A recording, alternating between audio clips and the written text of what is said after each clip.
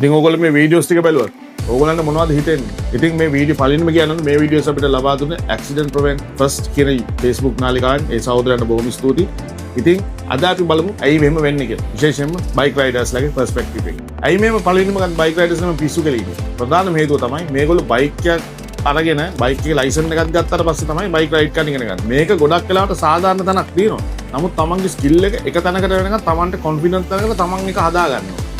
දැන් බලන්න බයික් එක ගන්නවා. බයික් එක අරගෙන ඒකේ පර්ෆෝමන්ස් කොහොමද ඒක කොච්චර ටෝක් එකකින් ඉස්සරහට යනවද කියලා දන්නේ. ඒකේ කොහොමද වංගු ගන්න ඕනේ කියලා හරියට අවයනස් එකක් නැහැ. තමන්ට බයික් එකේ කොටිම ගෙන බැලන්ස් කරගන්නවත් බෑ.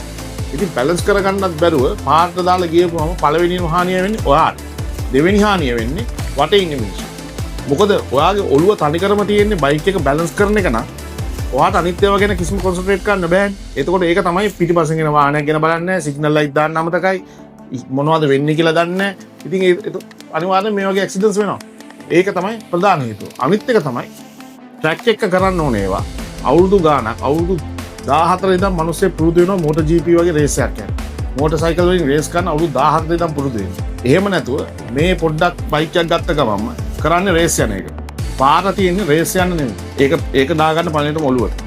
ඔය වයස්වල සාමාන්‍ය දේවල් කරන එක සාධාරණයි කියලා කියන්නත් අපිට බෑ. මොකද දැන් කරන ඒවා එහෙම ඒ ලෙවල් එකකිනුත් එහා ගොන් වැඩ තමයි කරන්නේ.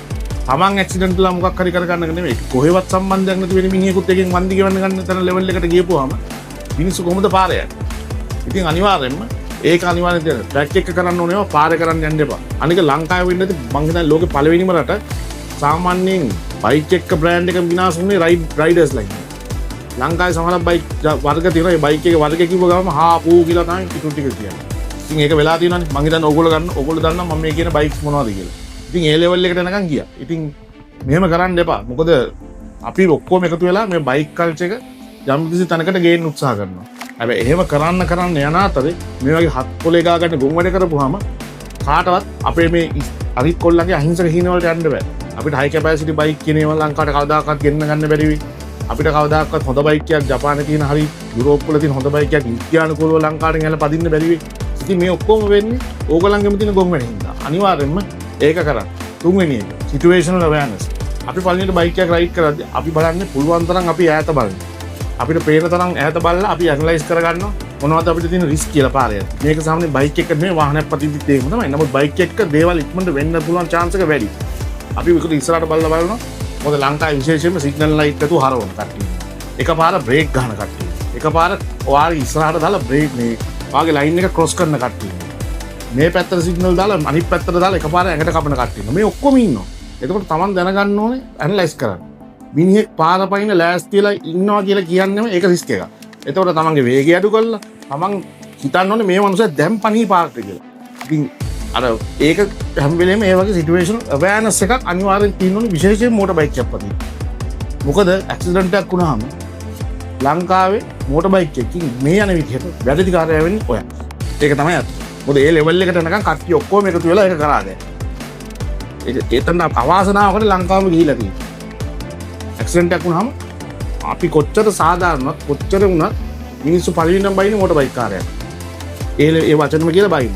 අනිත් එක වා ගොඩක් ඉන්ටර්නෙට් එකකට ගිහිල්ලා බලනවා නම් ඇක්සිඩන්ට් එක මොටර් බයික් එකකින් රේස් ගිහිල්ලා එම ගිහිල්ලා ඇප් එකේ වයි පල්ලෙයා කමෙන්ට් සෙක්ෂන් එක දාන්න බලන්නකෝ. හරි ඒක වෙනම කතාවක්. හැබැයි ඔයා ඇක්සිඩන්ට් එකක් කොහොම රේස් ගිහිල්ලා මැරුණා කියන්නේ ඔයා මැරිලා. ඒ යන කමෙන්ට් සෙක්ෂන් එක බලන්න සමහරකට ඕගොල්ලන්ගේ පණ පිටින් ඉන්න පවුලේ මිනිස්සු. ඒ මිනිස්සු මෙරි උපදිනවා අරවා දැක්කම. තමන් ළමයෙක් හදලා මේ මුළු රටක්ම මේ මනුස්සයට බයිනවා. හරි හොඳ වචනක් කියලා තමයි බයින්නේ. අපිට කරන්න දෙයක් නැහැ. ඒකේ ලෙවල් එකට දාගත්තේ ඕගොල්ලෝම. පාරේ යනකොට අනිවාර්යෙන් මම මේ කිව්ව කරුණු ටික හොඳට ඔළුවේ තියාගන්න. අනිත් එක තමන්ගේ ස්කිල් එක තමන් තනියෙන් ප්‍රැක්ටිස් කරන්න. කොච්චරවත් ඒක හිතන්න එපා. මේ ගෙදර සාලේ යනවා වගේ කුස්සියට ගිහිල්ලා තේක ගේනවා වගේ බයිසිකල් පදින්න එපා. කරුණා කරලා මේ ඔක්කොම අපි ඔක්කොම එකතු වෙලා ලංකාවේ බයික් කල්චර් එක ගොඩනගමු. මේක අපි හරියට හැදුවොත් තමයි අපිට කවදාද හොඳ බයික් එකක් පදින්නේ. අපේ නම් ගොඩක් කාලේ ගිහිල්ලා ඉවරයි. නමුත් ඊළඟ පරම්පරාවට හරි. මොකද ඒගොල්ලන්ට හරි Taman කැමති බයික් එකක් ගිහලා පදින්න පුළුවන් වටපිටාවක් හදමු. අනිත් එක පාරේ යද්දි අපේ ඩිසිප්ලින් අපි තියාගන්නවා. අනිත් පැත්ත කට්ටිය මොනවා කරා.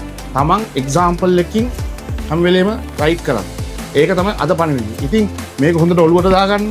අනිත් එක අපේ YouTube channel එක සබස්ක්‍රයිබ් කරලා නැත්නම් සබස්ක්‍රයිබ් කරන්න. අපිව Facebook, Instagram, TikTok වලින් අපිව ෆලෝ කරන්න. ඉතින් තවත් මේ වගේ වැදගත් පණිවිඩයකින් ආයෙ හම්බ වෙන්නම්. එතකන් රයිට් සේෆ්.